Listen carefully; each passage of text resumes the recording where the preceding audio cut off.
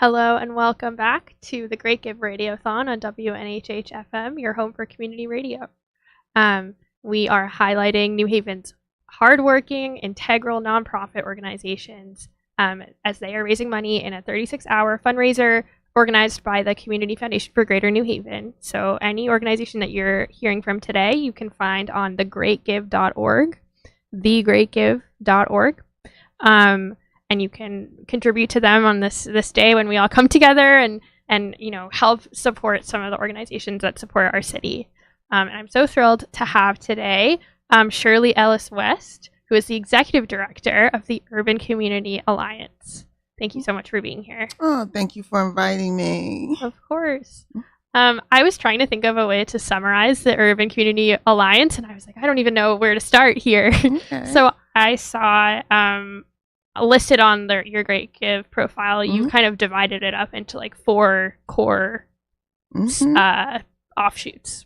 So I'm curious if you could walk us through those 4 core things. So Urban Community Alliance is the kind of the offspring of a nonprofit community organization that spent 30 years in the city of New Haven, supporting children, youth, families, and case management, supportive services, person-centered support as the New Haven Family Alliance.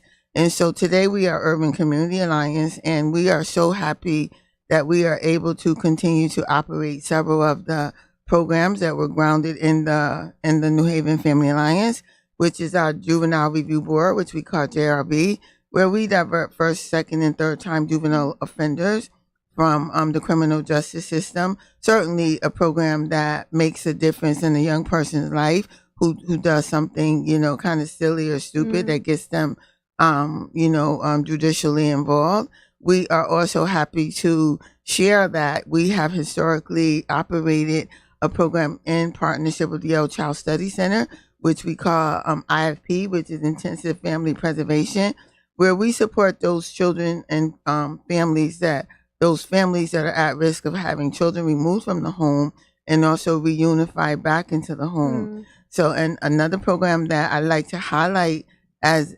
operating over the years is our Male Involvement Network, where we provide support, court support, and support to fathers, non-custodial fathers who would like to reestablish a more healthier relationship with children, whether they're in the home or outside of the home, and their families. And so today, as Urban Community Alliance, I've been able to expand a great deal of the work that we do in the community. We are currently serving more youth under our Vets Mentoring Program. We are currently being able to support those young people in the community that are struggling with some of the challenges we have around violence in the community. And we are certainly happy to be able to build some capacity statewide through a project that's funded by the Department of Children and Families called the Racial Justice Institute, where our goal is to really look at those providers that DCF funds and to help them to be able to understand what things might need to happen to improve some of the outcomes for Black and brown children and youth. And so I have work where, I have programs where we focus on women and girls. And so I'm just happy that as Urban Community Alliance, we will not only continue to stay in alignment with some of the work that we were doing under the umbrella organization, New Haven Family Alliance, but we've been able to expand that work and those programs to do a lot more in the community based on what the community tells us it needs.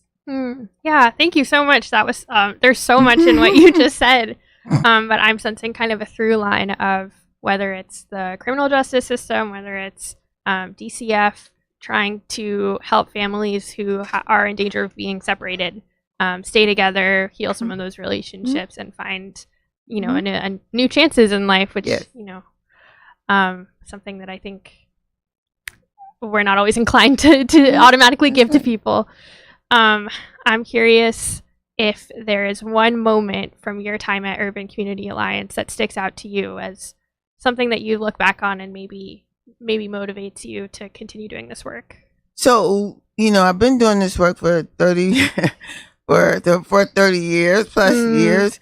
And the thing that motivates me, that continues to motivate me, is that, as a community-based organization, I feel really blessed to be able to not only lead others in this work around service to others, but I feel like, this work was purpose for me in particular.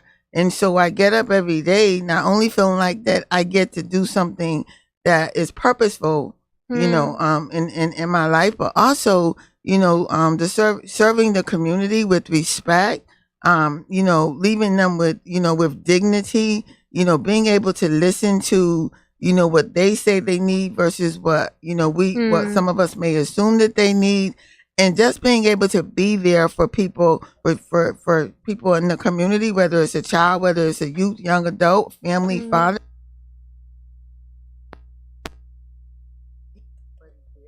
But not just being there, to guide them to other resources and supports in the community, but to really sit with them for as long as we need to be able to help them to be able to move forward. And whatever they may be looking at as an obstacle or a challenge in your life, that may look like a basic needs request.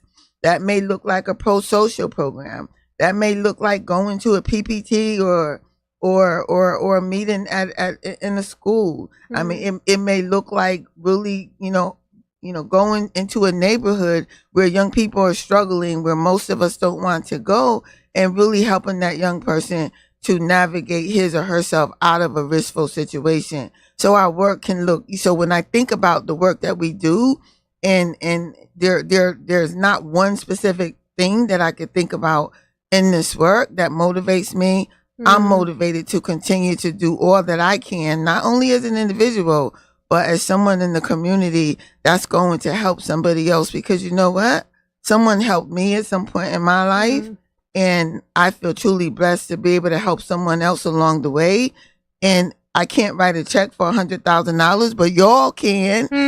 But at the end of the day, I can give everything that I can give. And I can do that with kindness, being human, and I can do that intentionally. I imagine that a lot of the work that you all do it sounds like it could be very hard. You're working with families who are just experiencing a lot, and they may have different relationships to all of the different experiences that they're having. There may be, people are, when they face tough challenges, they're not always like primed, I guess, or they don't always, for good reason, trust the sources of help in their lives. I'm curious if that shows up in your work and how you relate to that. And you're right. The work is very hard for those of us who serve others in our community. And that's why it's really important that we're also mindful about taking care of ourselves, right? And since COVID, if we didn't understand this before, since COVID, we truly understand it today. Mental health is on the rise in our community, not just with those individuals that we support and serve, but those of us that serve them as well. And so, yes, it's just important to be able to just take care of ourselves in this space, So, so if I need a break, I need to be able to communicate that I need a break, right? And so just giving my staff and others the resources to do some mindful things in taking care of themselves, showing up at their physician, their doctor when they need to, or maybe just taking a mental health day and just being able to I like to look at it as saying woosah, just being able to woosah for a day, because if we don't do that for ourselves, we certainly can't help others. And so, yes, again, this fundraiser becomes important. Raising funds become important because these are the resources that we get to use to be able to support staff and volunteers and others who show up to help us do this work. Because a grant, you can't always write a health and wellness, item in a grant. But with resources that we can use in a non-restrictive way, we can certainly, support someone that may need to do something for themselves that they couldn't otherwise do. Because it really is. It's hard work, but I like to think of it as God's work too. And and he keeps us grounded in doing it when we pay that kind of attention. Yeah. That's an important point. I'm wondering, and definitely, no need to go into any specifics that you're not allowed to talk about, but if there's a family that you have worked with through the Urban Community Alliance that is kind of sticking out to you as emblematic of what you want to do. So, and I like to, because you're asking me, I like to think about what sticks out for me is that over the years that I've done this work, there have been several times that I've been in the community or that a family generationally, right? A family that I might have provided case management support to 20 years ago now shows up with their child, or they show up needing something that, they remember that they got from the organization years ago. So I remember those times, and but the times that I think I most appreciate is when I'm in the community, and I'm in the community a lot, and a young adult or someone who's now an adult walks up to me and says, Miss Shirley, you remember me? And wait, sometimes I do, sometimes I don't, but they'll never know it. But Miss Shirley, do you remember me? And they proceed to tell me how well they're doing. Miss Shirley, I stayed out of trouble. I got 2 kids of my own. I'm married. I'm working. I mean, so those are the things that make me smile and really help me to understand that even if I didn't know I was making a difference 10 years ago, 20 years ago, I made a difference in somebody's life that they're now coming back to me and sharing with me the impact of that difference. So those are the things that I think about when I think about the work, and how we impact the work as individuals and community-based organizations, and just doing the right things to support others. Those are the things that make me smile. Yeah, that's really beautiful. I guess it's impossible to change some of the really fundamental aspects of your life overnight. So I can imagine that, seeing the long-term effects is really meaningful. Is there anything else that you would like to say about the Urban Community Alliance?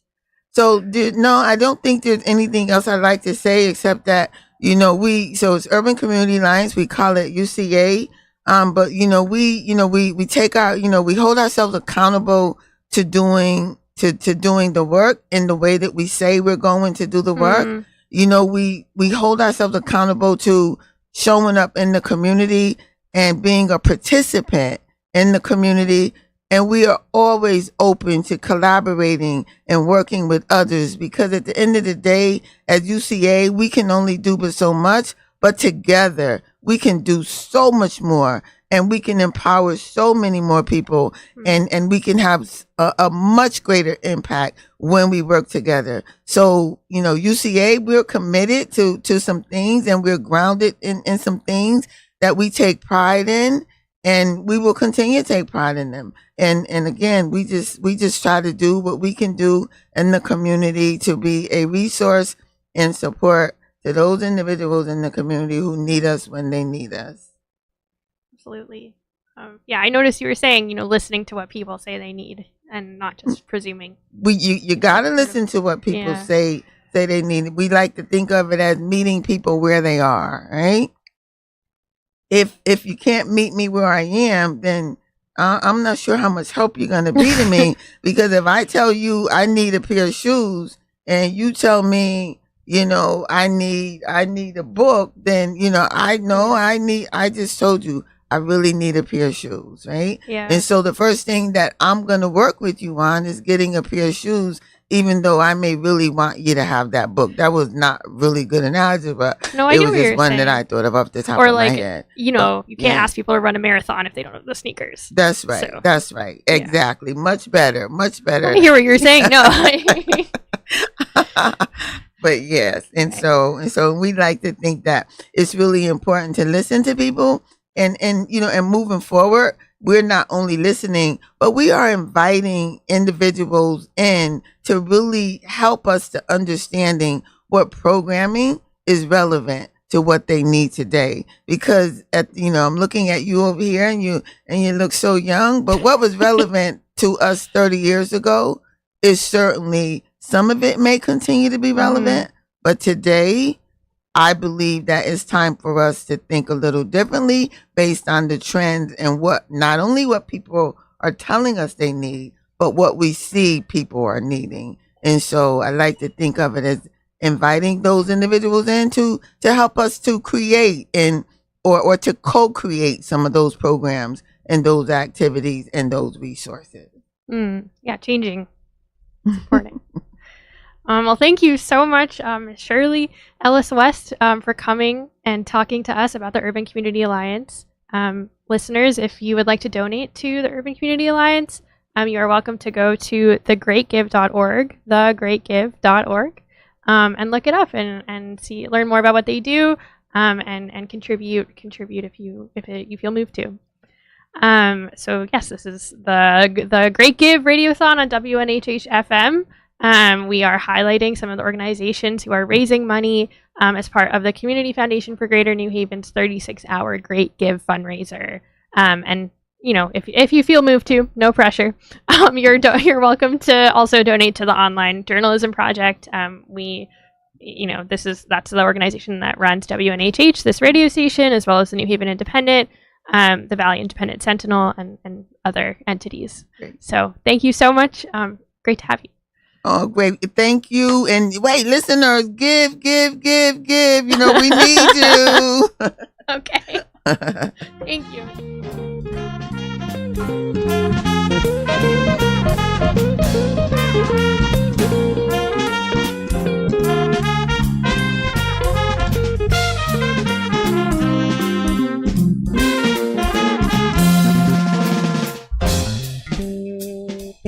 you.